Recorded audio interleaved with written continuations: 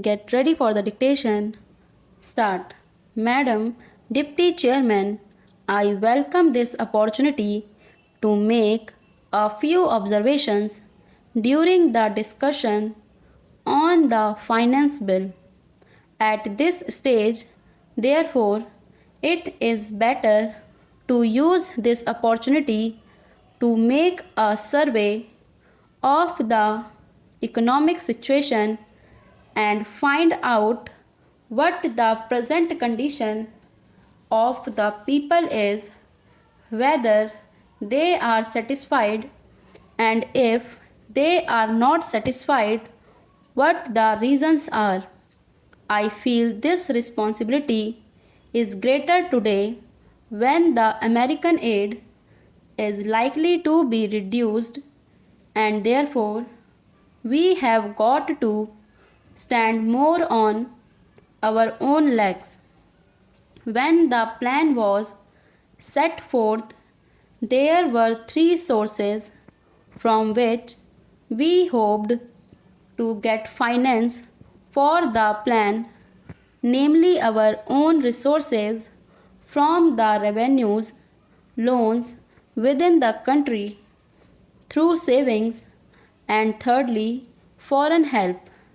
The latter we need not discuss here. If we study the accomplishments of the plan and the resources that it has been possible to raise, we cannot deny that our expectations have not been fulfilled, and we have therefore to find out the reasons which have led to that situation. Here, incidentally, I would like to touch in a sentence or two the entire theme of the speech of Mr. Bhupesh Gupta. It is very easy to say this should be done or this could have been done from the opposition point of view, but I would like to ask him a question and he can reply to it later in some other speech, whether in Russia it would be possible for anybody not in the debate in the parliament but even outside to utter a single sentence against the government policy. In our democratic setup, we have allowed the people to criticize government policies. Even as Congress people, we are free to criticize the policies of the government, but the point is whether the doubts raised in the minds of the public by the people in the opposition who show their loyalty to a different setup would be conducive to create the enthusiasm that is necessary and the inspiration that is necessary to give their very best to fulfill the targets of the plan. This planned economy is really not a thing that will go successfully hand in hand with a democratic setup unless some other things are there, and they are the inculcation of a national spirit, giving of proper national education to develop a national outlook. Unless these things are done as they are in other countries like England, unless that type of spirit is created in the country by all the people of all types of views, not being allowed to create differences and doubts in the minds of the people, we cannot, in a democratic setup, have the success which we want, and we cannot fulfill our promises to the people.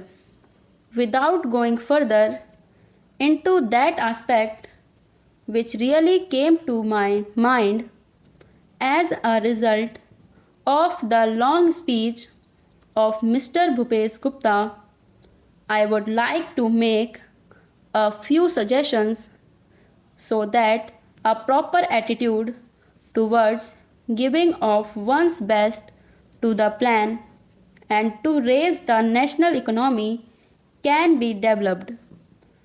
I would like to make 3 or 4 points.